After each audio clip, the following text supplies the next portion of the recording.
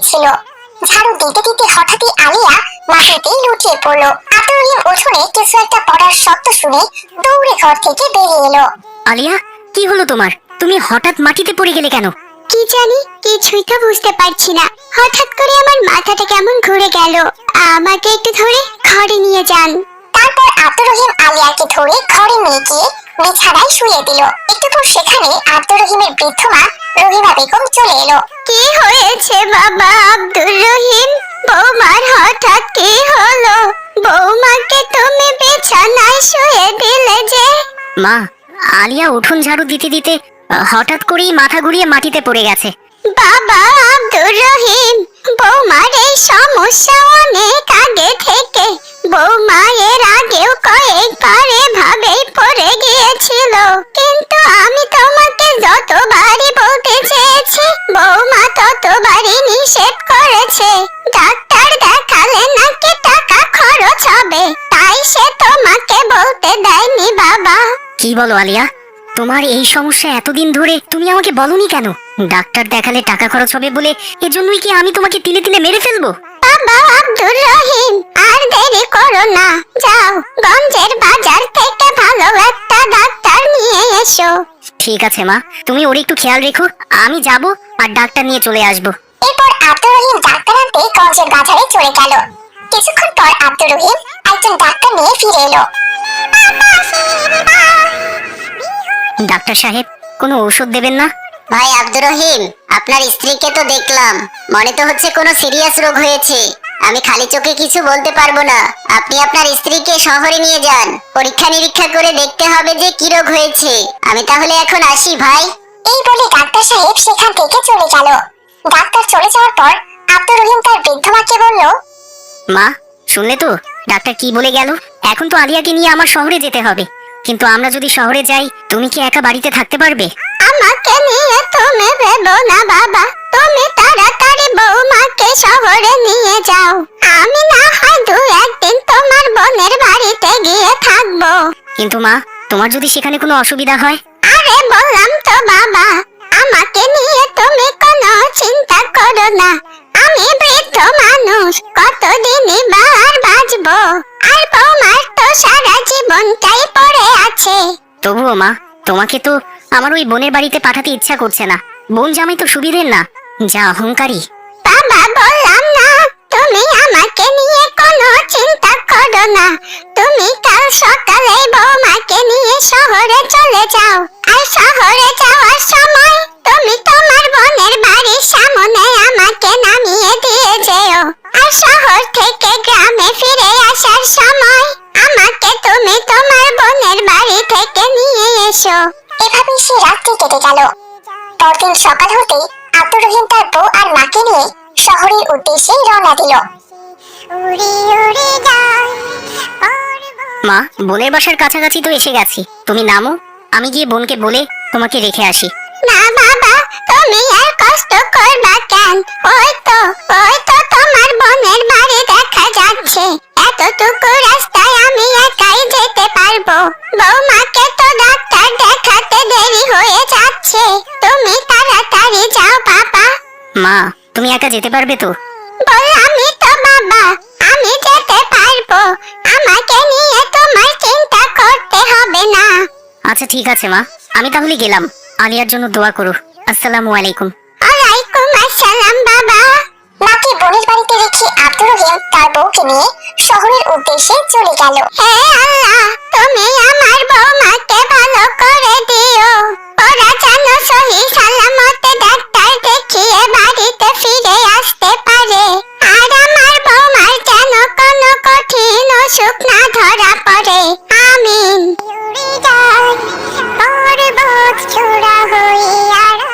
মা রাবেয়া,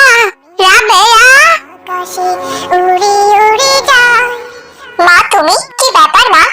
একদম খালি হাতে জামাই বাড়িতে চলে এসেছো যে? গ্রাম থেকে কিছু নিয়ে আসোনি? না রে মা রাবেয়া, কিছু আনার তো সময় পেলাম না। তোর ভাবি আলিয়া খুবই অসুস্থ। তোর ভাই ওকে ডাক্তার দেখাতে শহরে নিয়ে গেল। আমি বৃদ্ধ মানুষ, বাড়িতে একা একা আমি কি করে থাকবো? তাই শহরে যাওয়ার পথে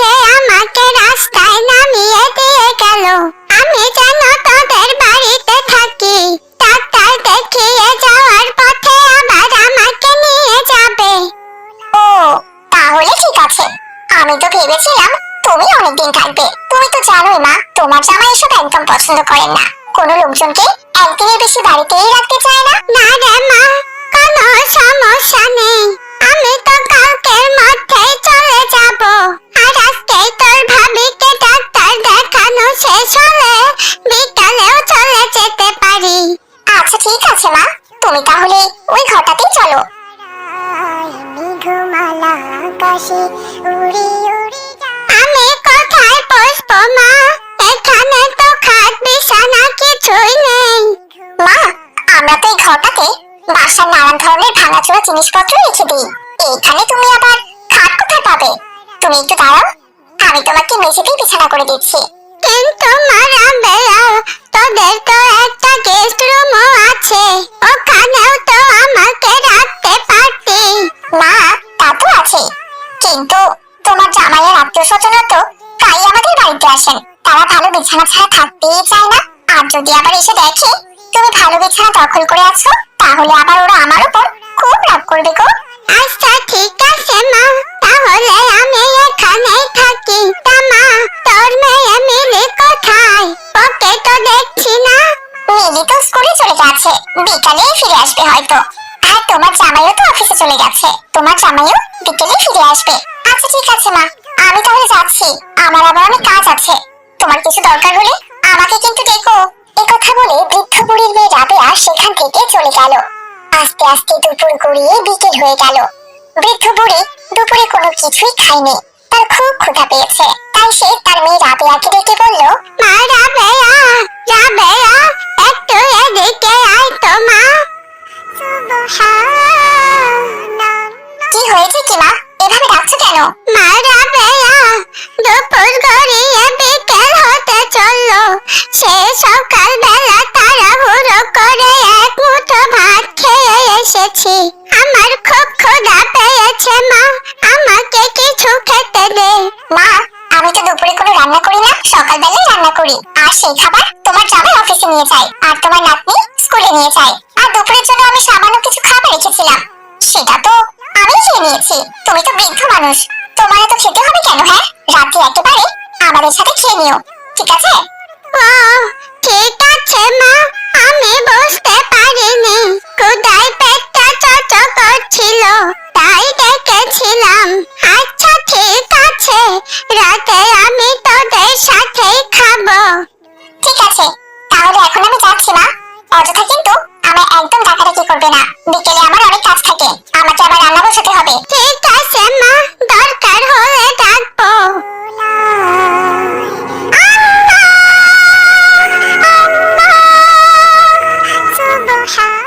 গুড আফটারনুন আম্মু। মিলি, তুমি চলে এসেছো? যাও, হাত মুখ ধুয়ে ডাইনিং টেবিলে এসে বসে পড়ো মা, আমি তোমাকে নুডলস রান্না করে দিচ্ছি। মেঘমালা আকাশে এদিকে সন্ধ্যা হতেই জাহিদ অফিস থেকে বাসায় ফিরে এলো। চূড়া হয়ে আড়ালে রাবেয়া, তাড়াতাড়ি গরম পানি করো, আমি গোসল করব। হ্যাঁ, গরম পানি তো আমি করে রেখেছি। যান, আপনি গোসল করে ফ্রেশ হয়ে আসুন, আপনার জন্য আমি টেবিলে নাস্তা দিচ্ছি। আকাশে আমার মা এসেছে গ্রাম থেকে। কি বলো কি, ওই আপদটা আবার চলে এসেছে? কোথায় থাকতে দিয়েছো? গেস্ট রুমে আবার থাকতে দিয়েছো নাকি? আরে না, আপনার কি মাথা খারাপ হয়ে গেছে নাকি? আমি গেস্ট রুমে থাকতে দিব? ওই তো পুরানা ভাঙাচোরা জিনিসপত্রগুলো যে ঘরটাতে রেখে দিই, সেখানেই মেঝেতে একটা বিছানা পেতে দিয়েছে, ওখানেই শুয়ে আছে হয়তো। কদিন থাকবে বলেছে? আমি কিন্তু একদিনের বেশি আমার বাড়িতে কাউকে রাখতে পারবো না, কালকে কিন্তু চলে যেতে বলো। অতদিন থাকবে না, আমার ভাই আব্দুর রহিমের বউ নাকি ভীষণ অসুস্থ। আব্দুর রহিমের বউকে নিয়ে গেছে শহরে ডাক্তার দেখাতে। বাড়িতে মা একা থাকতে পারবে না বলে আমার কাছে রেখে গেছে। ডাক্তার দেখানো শেষ করে বাড়িতে ফিরে আসবে, আর গ্রামে যাওয়ার পথে নিয়ে যাবে। আচ্ছা আচ্ছা ঠিক আছে, সেটাই যেন হয়। এইভাবে দিন করে রাত হয়ে গেল। রাবেয়া তার পরিবারকে নিয়ে রাতের খাবার খেয়ে ঘুমাতে চলে গেল, কিন্তু বৃদ্ধ বুড়ির কথা কেউই মনে করলো না। এত রাত হয়ে গেল, কিন্তু এখন পর্যন্ত রাবেয়া তাকে খাবার দিল না।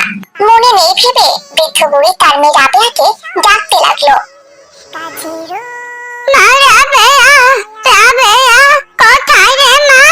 আরে আরে, মা এসেছে, আমি তো এ কথা ভুলে গিয়েছিলাম। আমরা তো খাওয়া দাওয়া শেষ করে ঘুমাতে এসেছি। মা তো সে সকালে এসেছে, তাকে তো এখনো কিছু খেতে দেয়নি, কিন্তু খাবার তো শেষ হয়ে গেছে। এখন তাকে আমি কি খেতে দেই? আরে শুয়ে পড়ো তো, বৃদ্ধ মানুষেরা তো খেতে হবে কেন, সকালে উঠে একেবারে খাবে। এখন কোনো সারা শব্দ করো না, দেখবে ডাকতে ডাকতে এমনিতেই চুপ করে ঘুমিয়ে পড়বে। তুমি তো আমাকে বললে কালকের মধ্যেই চলে যাবে, কিন্তু যে অবস্থা দেখছি মনে তো হচ্ছে 10-12 দিনের আগে যাবে না। যেভাবে হোক কালকের মধ্যে তাড়িয়ে দিও, আমি কিন্তু ওনার পিছে কোনো খরচাপাতি করতে পারবো না, এই আমি বলে দিলাম।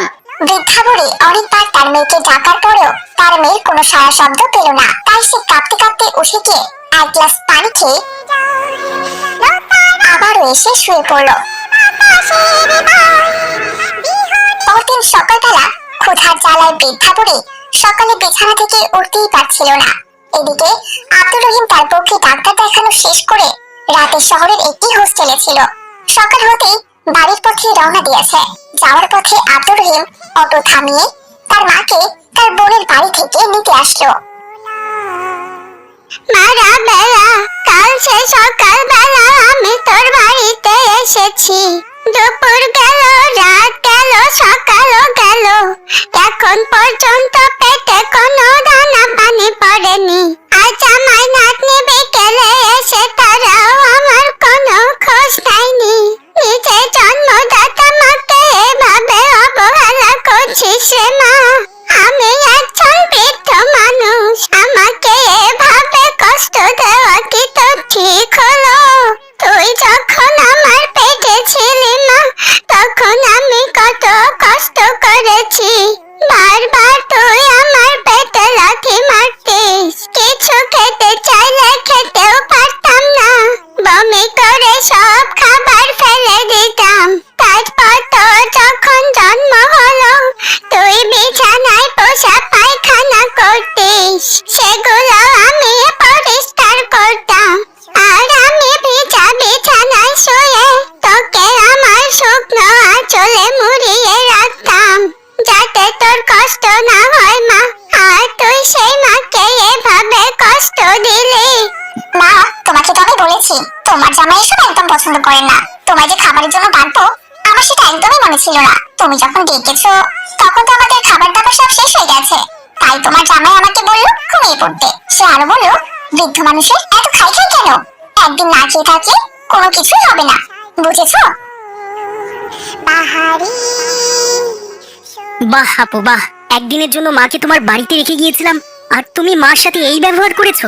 যে মা তোমাকে 10 মাস 10 দিন পেটে রেখেছে, আর সেই মায়ের পেটটাকেই তুমি এভাবে কষ্ট দিলে? তুমি এমন জানলে আমি কখনোই মাকে এখানে রেখে যেতাম না। কি ব্যাপার, কি এখানে কি নিয়ে এত কথা হচ্ছে? এটা কি মাছের বাজার নাকি? কি নিয়ে আর হবে? আপনার কি বাবা মা নেই? আপনার বাবা মা যদি একদিন না খেয়ে থাকে তখন আপনার কেমন লাগবে শুনি? আর আমার মাকে আমি একদিনের জন্য এখানে রেখে গিয়েছিলাম আর তাতেই আপনারা এইভাবে তাকে কষ্ট দিয়েছেন।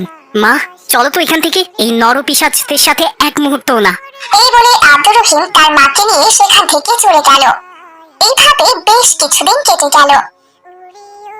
একদিন এক পিয়ন আব্দুর রহিমের বাড়িতে এলো। আসসালামু আলাইকুম ভাই, আপনি কি আব্দুর রহিম? হ্যাঁ ভাই, আমি আব্দুর রহিম। শোনেন ভাই, আপনার নামে একটা পার্সেল এসেছে। সেই পার্সেলে একটা জমির দলিল আছে। সেই দলিলে আপনার মায়ের নামে 10 বিঘা জমির সন্ধান পাওয়া গেছে। আমি আপনার বোনকে খবর দিয়েছি, আপনারা চাইলে 2 ভাই বোনে সেই জমি ভাগ বাটোয়ারা করে নিতে পারেন। আপনার মা কোথায়? তিনি কি বেঁচে আছেন নাকি মারা গেছেন? আমার মা ঘরেই আছে। আচ্ছা ঠিক আছে ভাই, আমি তাহলে এখন যাচ্ছি। আপনাদের জমির বিষয় আপনারা নিজেদের মধ্যে মিটমাট করে নিন। এতক্ষণে মনে হয় আপনার বন্ধলা ভাই আপনার বাড়ির দিকে রওনা দিয়েছে। আচ্ছা ঠিক আছে, আসতে দিন ওদেরকে। এই বলে পিয়ন জমির দলিল আব্দুর রহিমের হাতে দিয়ে সেখান থেকে চলে গেল। এইদিকে কিছুক্ষণ পরে আব্দুর রহিমের বোন রাবিয়া ও তার জামাই ফল মূল মাছ মাংস মোরগ মুরগি ইত্যাদি নিয়ে তাদের বাড়িতে চলে এলো। ভাই আব্দুর রহিম, সেদিনের ব্যবহারের জন্য আমাকে ক্ষমা করে দাও ভাই। মাকে যে আমরা খুব কষ্ট দিয়েছি, এই জন্য আমরা খুবই অনুতপ্ত। যা হয়েছে সবটা ভুলে যাও ভাই। এখন থেকে আমরা মায়ের আর কোনো অসুবিধা হতে দেব না ভাই। এই দেখো, মায়ের জন্য আমরা মাছ মাংস ঔষধ ফলমূল কত কিছু নিয়ে এসেছি। মা কোথায় ভাই? মা ঘরেই আছে, তোমরা ভেতরে এসো। আসসালামু আলাইকুম মা, কেমন আছো তুমি? ওয়ালাইকুম আসসালাম, কেমন আর থাকবো?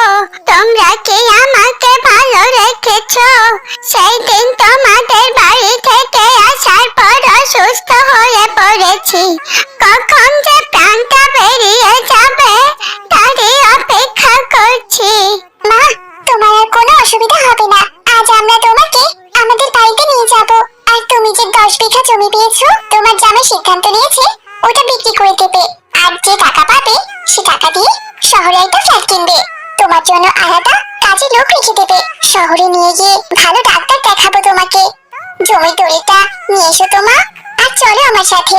কি বলে আমাকে ভালো ডাক্তার দেখাবে, আমার জন্য কাজে লোক রাখবে, আবার ফ্ল্যাট বাসাতেও রাখবে। আমার জমির ওপর তোর আর তোর জামাইয়ের লোক পড়েছে তাই না?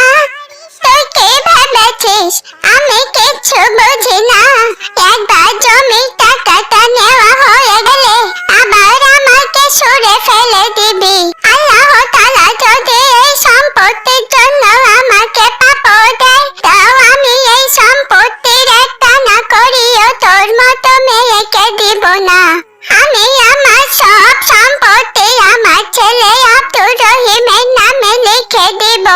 ও সারা জীবন আমার জন্য অনেক কষ্ট করেছে।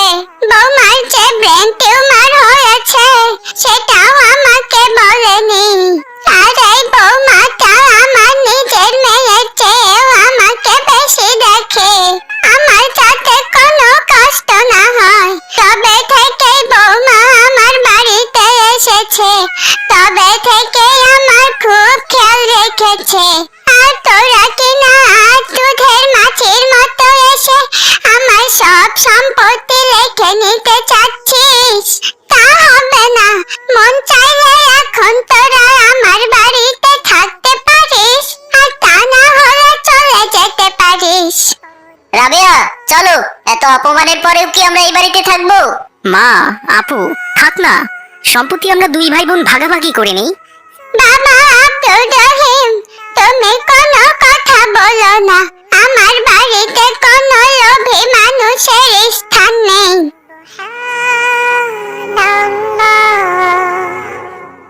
এইভাবে অপমানিত হয়ে রাবেয়া আর জাহিদ সেখান থেকে চলে গেল। এরপর সম্পত্তির কিছু অংশ বিক্রি করে আব্দুর রহিম তার বউ আর তার মায়ের চিকিৎসা করালো। তারপর একটা সুন্দর বাড়ি কিনে তারা সবাই সুখে শান্তিতে দিন কাটালো। পরিরাজ্যের এক পরী আমাকে বাগান থেকে তুলে তার পরিরাজ্যে নিয়ে যেতে চেয়েছিল। কি ব্যাপার মা, তোমার হাতে ওটা কি? আমি তো স্ট্রবেরি ফল খাওয়া বের করব। সুযোগ পেলে ওই স্ট্রবেরি গাছের বারোটা আমি বাঁচিয়ে ছাড়বো। খাওয়াতে যে আমাদের এই লোকের দিন শেষ হবে। বাবা কত কষ্ট করে দিন মজুরের কাজ করে। মা, গাছটির দিকে তাকিয়ে দেখো, গাছটিতে একটা স্ট্রবেরি ফল ধরে আছে, আবার সেটা দেখতে সোনালী রঙের। একদিন মায়া আর মাইসা দুই বান্ধবী স্কুল থেকে বাড়িতে ফিরছিল। হঠাৎ করে পথের মধ্যে তারা একটি স্ট্রবেরি চারা গাছ দেখতে পেল। স্ট্রবেরি গাছটি দেখে মায়া মাইসাকে বলল, দেখো দেখো মাইসা, পথের মাঝখানে একটি স্ট্রবেরি চারা গাছ পড়ে আছে। আমার মনে হচ্ছে কেউ স্ট্রবেরি চারা গাছ নিয়ে যাওয়ার সময় এই চারাটি পড়ে গিয়েছে। হ্যাঁ, তাই তো দেখতে পাচ্ছি। কিন্তু এই স্ট্রবেরি চারা গাছটি যদি পথের মধ্যখানে পড়ে থাকে, তাহলে মানুষের পায়ের নিচে পড়ে তো চারা গাছটি থেতলে যাবে। তাহলে এখন কি করা যায় মাইসা, তুমি বলো। আমি বলি কি মায়া, এই স্ট্রবেরি চারা গাছটি তুমি বাসায় নিয়ে যাও। তোমাদের বাসার আশেপাশে তো অনেক ফাঁকা জায়গা পড়ে আছে, ওখানে লাগিয়ে দিও। না না, আমি নিয়ে যেতে পারবো না। আমার আব্বু আমাদের বাসার আশেপাশে অনেক গাছ লাগিয়েছেন, আর নতুন করে কোনো চারা গাছ লাগানোর মতো জায়গাও খালি নেই। শোনো মাইসা, তুমি এই স্ট্রবেরি চারাটা নিয়ে যাও, কেমন? তুমি তো জানোই মায়া, আমাদের এক টুকরো ঘর বাড়ি ছাড়া আর কোনো জায়গা জমি নেই। এই স্ট্রবেরি চারা গাছটি নিয়ে গিয়ে আমি কোথায় লাগাবো? আরে, তোমাদের বাড়ির মধ্যে উঠানের এক কোণে লাগিয়ে দিও, কেমন? গাছে যদি স্ট্রবেরি ফল ধরে তাহলে তুমি ফল খেতে পারবে। তুমি তো মনে হয় কোনোদিন স্ট্রবেরি ফলও খাওনি। ঠিকই বলেছো মায়া, এর আগে আমি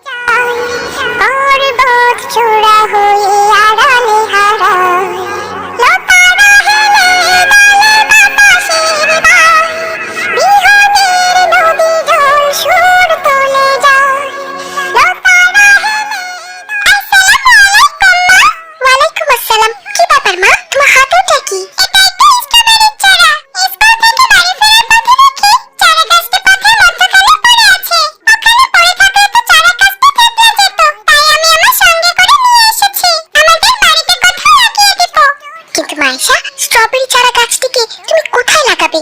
আমাদের বাড়িতে তো তেমন কোনো জায়গা নেই। সেই চিন্তাটা আমিও করছিলাম, কিন্তু চারা গাছটাকে আমি বাড়ির উঠোনের এক কর্নারে লাগিয়ে দেব। মাটি থাকলে সেখানে চারা গাছটা বড় হয়ে উঠবে। তুমি একটু পানি নিয়ে এসো মা।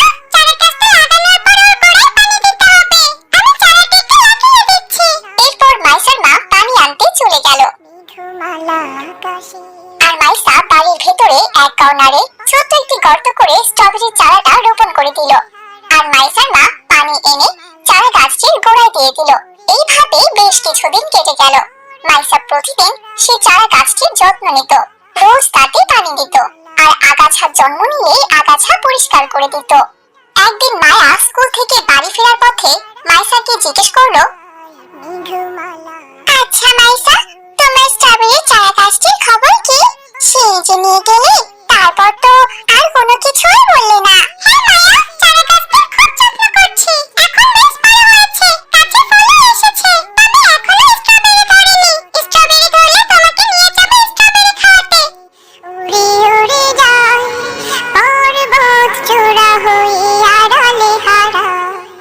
আমি কি শুনলাম, মাইশা ওদের বাড়িতে স্ট্রবেরি গাছে চারা লাগিয়েছে? আমরা এত বড়লোক হয়ে এখন পর্যন্ত স্ট্রবেরির মতো দামি ফল খেতে পারলাম না। আর ওই ফকিন্নির বাচ্চা নাকি স্ট্রবেরি ফল খাবে। দাঁড়া, আমি তো স্ট্রবেরি ফল খাওয়া বের করব। সুযোগ পেলে ওই স্ট্রবেরি গাছের 12টা আমি বাজিয়ে ছাড়বো।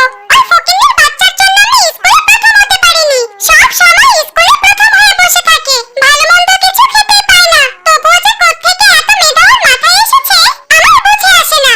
এ কথা বলেই মিনিও সেখান থেকে চলে গেল। মাইশার বাবা প্রতিদিন সকালবেলাতে দিনমজুরের কাজ করতে যেত। ওই দিনমজুরের কাজ না করে সে বাড়িতে ফিরে এলো। আসসালামু আলাইকুম বাবা, তুমি আজ এত তাড়াতাড়ি বাড়ি ফিরে এলে যে? মা মাইশা, আজ কোনো কাজ পেলাম না। কত গেরস্ত বাড়ির দ্বারে দ্বারে ঘুরলাম, কিন্তু কেউ আমাকে কাজ দিল না, তাই বাধ্য হয়ে ফিরে আসতে হলো মা। আপনি ফিরে এসেছেন, কিন্তু ঘরে যে বাজার সদাই কিচ্ছু নেই। রাতের একটু ভাত ছিল, তাতে পানি দিয়ে পান্তা করে রেখেছিলাম। মাইশা আর আমি তাই খেয়ে নিয়েছি। আপনি গেরস্তের বাড়িতে দুপুরবেলা খাবেন বলে আপনার জন্য রাখিনি। লাগবে না জমিলা, আমি না খেয়ে এক দুপুর থাকতে পারবো। দেখি রাজ্জাক ভাইয়ের দোকানে গিয়ে বাকিতে কোনো বাজার সদাই নিয়ে আসতে পারি কিনা। এই বলে কোরবান মিয়াও সেখান থেকে চলে গেল। এইদিকে মাইশা তার স্ট্রবেরি গাছের গোড়ায় পানি দিচ্ছে, আর চোখ দিয়ে পানি ফেলতে ফেলতে বলছিল, কবে যে আমাদের এই লোকের দিন শেষ হবে? বাবা কত কষ্ট করে দিনমজুরের কাজ করে। একদিন বাবা কাজ পেলে আমরা দুবেলা দুমুঠো ভাত খেতে পারি। আর কোনোদিন যদি কাজ না পাই, সেদিন আমাদের ঘরে চুলো জ্বলে না। হে আল্লাহ, তুমি আমায় সাহায্য করো। পড়ালেখা শিখে যেন আমি একটা ভালো চাকরি করতে পারি। আর আমি যেন আমার বাবা মাকে সুখে রাখতে পারি। তাদের অভাব যেন আমি দূর করতে পারি। তাদের এত কষ্ট আমার ভালো লাগে না আল্লাহ। মা, আমি স্কুলে গেলাম। আচ্ছা ঠিক আছে মা, সাবধানে যেও। এভাবেই সেই দিনটি কেটে গেল। পরের দিন সকালবেলা মাইশা স্ট্রবেরি গাছটিতে পানি দিতে আসে, আর এসে অবাক হয়ে যায়। সে দেখলো স্ট্রবেরি গাছটিতে একটি সোনালী রঙের স্ট্রবেরি ধরে আছে। এটা অবাক করা কাণ্ড! তাহলে তো দেখলাম এই গাছে কোনো স্ট্রবেরি ফল নেই, শুধু একটা ফুল ঝুলছিল। আর হঠাৎ এক রাতের মধ্যে একটা স্ট্রবেরি ফল কোত্থেকে এলো? তার উপর স্ট্রবেরি ফলটা তো দেখছি সোনালী রঙের। মা, কোথায় তুমি? জলদি এদিকে এসো, দেখে যাও কি অবাক কাণ্ডটাই না ঘটেছে। কি হয়েছে মা মাইশা, ডাকছো কেন? মা, গাছটির দিকে তাকিয়ে দেখো, গাছটিতে একটা স্ট্রবেরি ফল ধরে আছে, আবার সেটা দেখতে সোনালী রঙের। আরে সত্যি তো অবাক কাণ্ড! এমন সোনালী রঙের স্ট্রবেরি তো এর আগে কখনোই দেখিনি। আমি তো জানি স্ট্রবেরি ফল লাল রঙের হয়, কিন্তু এই স্ট্রবেরি ফলটার রং সোনালী রঙের হলো কি করে? সেটাই তো মাইশার বাবা, কিছুই তো বুঝতে পারছি না। মা, এই স্ট্রবেরিটা তুলে দেখি তো, এটা সত্যিকারের স্ট্রবেরি ফল কিনা। আচ্ছা ঠিক আছে মা, ছিঁড়ে দেখি। মাইশা স্ট্রবেরি গাছ থেকে যেই না স্ট্রবেরিটি ছিল, সাথে সাথে সেই গাছে আরেকটি সোনালী রঙের স্ট্রবেরি ধরে গেল। মা দেখলে কি অবাক কাণ্ড! স্ট্রবেরি ফলটা তুলতে না তুলতে ওর জায়গায় আবার আরেকটা স্ট্রবেরি ফল ধরে গেল। আর দেখো, এই স্ট্রবেরি ফলটা কেমন শক্ত মনে হচ্ছে। আমার মনে হচ্ছে এটি কোনো স্ট্রবেরি ফল নয়, স্ট্রবেরি ফলের মতো দেখতে এক টুকরো সোনা। দেখি তো মা মাইশা, স্ট্রবেরি ফলটা আমার হাতে দাও তো। আরে স্ট্রবেরি ফলটা তো শক্ত শক্ত লাগছে। মাইশার বাবা, আমার মনে হচ্ছে এটি কোনো সাধারণ কোনো গাছের ফল নয়, হতে পারে এটি কোনো সোনার জাদুর স্ট্রবেরি ফলের গাছ। তুমি এক কাজ করো, এই স্ট্রবেরিটা তুমি এক স্বর্ণের দোকানের কাছে নিয়ে যাও, পরীক্ষা করে দেখো এটা আসলে সোনার স্ট্রবেরি কিনা। আচ্ছা ঠিক আছে, আমি এক্ষুনি যাচ্ছি। এরপর মাইসার বাবা সেই স্ট্রবেরিটি নিয়ে স্বর্ণকারের দোকানে চলে গেল আর পরীক্ষা করে দেখলো সত্যি সত্যি এটি কোনো সাধারণ স্ট্রবেরি নয়, এটি একটি সোনার স্ট্রবেরি ফল। মাইসার বাবা সোনার স্ট্রবেরি ফলটি বিক্রি করে অনেক টাকা পেল। তারপর সে টাকাগুলো নিয়ে বাড়িতে চলে এলো। হ্যাঁ মা, পরীক্ষা করেছিলাম, ওই ফলটা সত্যি সত্যি স্ট্রবেরি ফল ছিল। এই দেখো মা, ওই সোনার স্ট্রবেরি ফলটা বিক্রি করে কত টাকা পেয়েছি।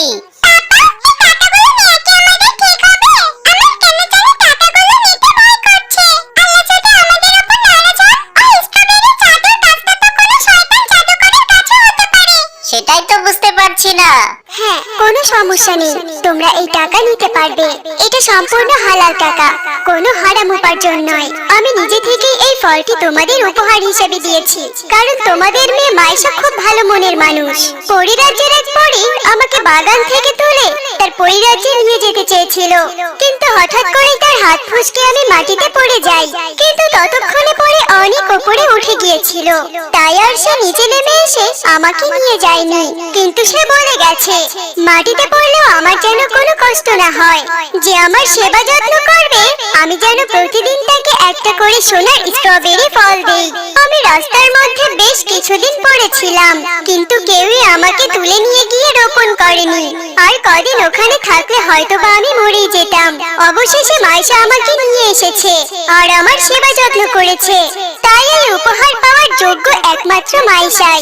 তবে হ্যাঁ, তোমরা এই সোনার স্ট্রবেরি ফল বিক্রি করে যে টাকা পাবে সে টাকা তোমরা একা খরচ করবে না, তোমাদের গ্রামের সকল গরিব দুঃখী মানুষের মধ্যে বিলি করে দিবে। আচ্ছা ঠিক আছে জাদুর স্ট্রবেরি গাছ, তুমি যেমনটা বলবে আমরা তেমনটাই করব।